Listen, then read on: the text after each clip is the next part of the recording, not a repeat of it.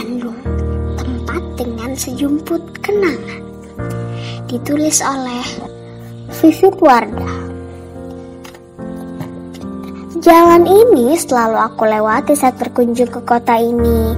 Melewati bawah jalan layang yang tertera tulisan yang entah mengapa selalu terbaca jelas. Dan Bandung bagiku bukan cuma masalah geografis, lebih jauh dari itu, melibatkan perasaan yang bersamaku ketika sunyi di bait. Bagaikan dejavu rasanya membaca perkata baitnya. Ya, Bandung bagiku bukan sekadar tempat melintas dalam kehidupanku, tetapi menjadi saksi bisu di seperempat abad hidupku dengannya. Bandung bukan hanya tempatku dilahirkan, tetapi memahat jejak kenangan dalam diriku dan memengaruhi di setiap cercah pikirku. Aku dilahirkan dan dibesarkan di kota Bandung, di daerah pertokoan yang ramai, tepatnya di Jalan Ahmad Yani, Cibenying Wetan, Bandung Timur. Di seberang rumahku ada balai besar keramik sekaligus sekolah tinggi keramik, satu-satunya di Indonesia. Sepanjang pertokoan yang berderet mulai dari perempatan Jalan Supratman sampai pasar tradisional Jembar, sepertinya hanya kami yang pribumi. Ibu dan bapakku juga penduduk asli Bandung. Saat aku kecil membuka toko mebel yang menjadi toko mebel atau furnitur pribumi satu-satunya selain toko Jepara yang terkenal sampai sekarang. Rumahku hanya 20 meter dari Sungai Cibenying, sungai yang selalu menyebabkan rumahku rutin langganan banjir bandang setiap tahun. Toko-toko di sekitar rumahku bukanlah toko besar, tetapi perputaran ekonomi di daerah tersebut terbilang sangat cepat dan ramai. Aku masih ingat toko apa saja yang terdapat di sana. Sebelah Sungai Cibenying ada toko besi Sumbar. Kemudian di sebelahnya ada toko kelontong Legok, toko kelontong Cimingkau, toko kelontong Koh Jible. Sampai sekarang aku tidak tahu nama aslinya. Julukan Jible muncul begitu saja karena sebutan masyarakat yang sekitar yang mengatakan bahwa Koh bibirnya Jible. Kemudian toko kami, toko Ros. Sebelah kiri toko kami ada toko Jia, toko Koh Acin, dan toko Neng Engkeh. Aku sudah lupa mereka berjualan apa di toko tersebut. Toko Koh Acin yang paling aku ingat. Mereka menjual mainan anak-anak dan perlengkapan rumah tangga. Jangan dibayangkan toko mainan seperti sekarang yang penuh dengan mainan plastik. Seingatku mereka menjual permainan tradisional seperti monopoli, hama, ular tangga, dan peralatan rumah tangga sederhana. Toko selanjutnya adalah Koh Gonggong, begitu kami menyebutnya. Koh Gonggong menjual burung dan hewan peliharaan sekaligus pakannya. Koh Gonggong menjadi satu-satunya penguasa pangsa pasar perburungan di daerah Cibenying sampai Cicadas. Dengan kondisi seperti itu, otomatis aku sangat dekat dengan keseharian mereka. Hidupku sampai remaja dikelilingi, bergaul, dan berinteraksi dengan etnis Tionghoa. Aku juga bergaul dan bermain bersama mereka. Mungkin karena aku paling sering disuruh-suruh ibuku kalau berbelanja ke toko mereka. Misalnya membeli sembako seperti gula putih, minyak, beras, dan lain-lain. Tak jarang aku masuk ke rumah mereka. Aku paling sering bermain di rumah Cimingkau. Beliau putri tertua dari 3 bersaudara keluarga Kau. Bapaknya telah meninggal dunia lama. Adik laki-lakinya semua bersekolah tinggi, tetapi Mingkau berkorban. Selepas sekolah menengah pertama, ia berdagang ditemani mamanya di toko yang aku ketahui. Dan yang aku ketahui, ia belum menikah saat aku tinggalkan rumahku di tahun 1996. Anaknya Koh Jible yang bernama Ting Ting seusia dengan kakakku, dan mereka kadang bermain bersama. Ting Ting adalah anak perempuan tercantik di sepanjang pertokoan Cibenying. Selepas sekolah menengah atas, Ting Ting tidak pernah terlihat lagi. Kabar yang terdengar, ia melanjutkan sekolah ke luar negeri. Aku lebih sering bermain dengan anaknya Koh Acin, 2 anak perempuan hampir seumurku. Aku lupa namanya. Rambutnya dipotong model bob. Dengan mereka, aku dan adik laki-lakiku bermain monopoli. Hal menarik adalah monopoli yang digunakan adalah monopoli jualan mereka. Supaya tidak rusak, karton kertas monopoli mereka selipkan di meja berkaca sehingga karton tetap bersih dan sehabis bermain bisa dibungkus kembali dan diletakkan di etalase toko. Begitu pula ketika bermain hama atau ular tangga. Aku salut dengan keluarga mereka yang terus makan bubur setiap hari kalau keuntungan dari berjualan mainan di toko belum mereka dapatkan. Toko Koh Gonggong juga sering aku kunjungi. Toko burung dan hewan peliharaan lain itu sangat ramai dan selalu penuh dikunjungi oleh pembeli dari pagi buta.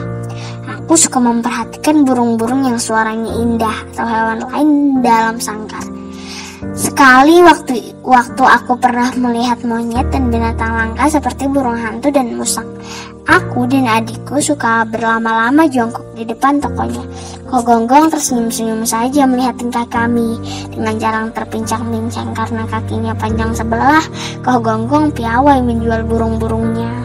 Aku dulu sampai hafal makanan burung yang dijualnya, mulai dari cacing sampai jangkrik.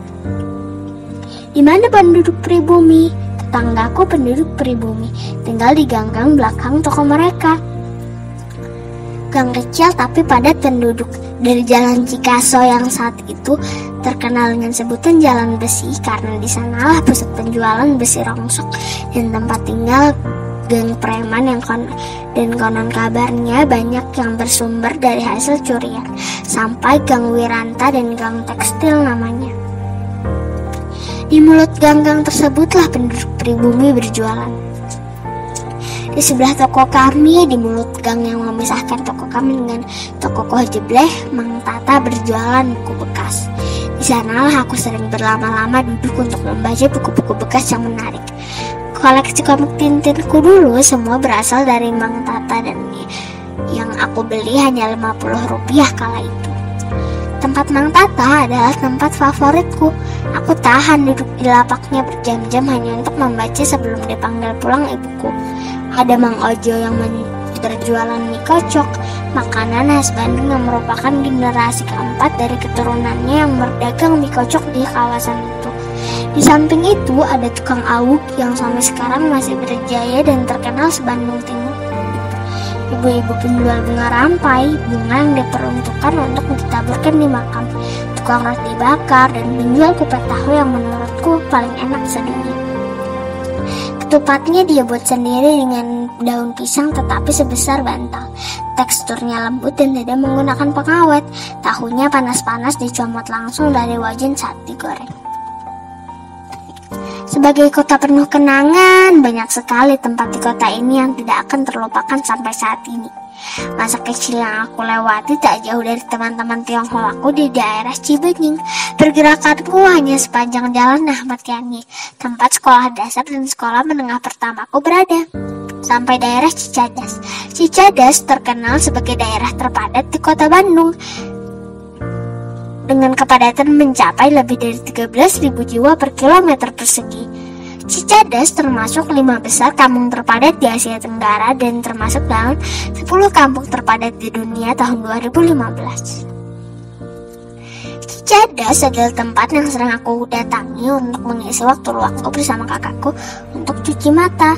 Pada saat itu sepanjang jalan di Cicadas dipenuhi oleh penjual kaki lima yang memenuhi sepanjang trotoar. Saking penuhnya, toko-toko sepanjang jalan daerah Cicadas tertutupi semua oleh pedagang kaki lima yang menggelar dagangannya. Tempat lain yang sering aku kunjungi saat sekolah menengah pertama adalah perpustakaan Kota Bandung yang terletak di Jalan Cikapundung, persis di belakang gedung Asia Afrika yang bersejarah itu. Di sanalah pertama kali aku mengenal buku dan mencintai buku, dan pertama kalinya menjadi anggota perpustakaan.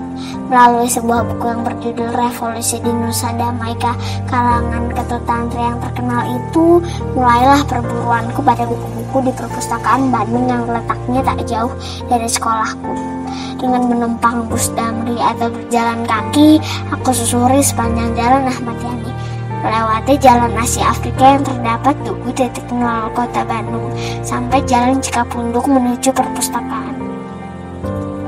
Masa menjelang dewasa, kenanganku pada Bandung masih terasa di pelupuk mata.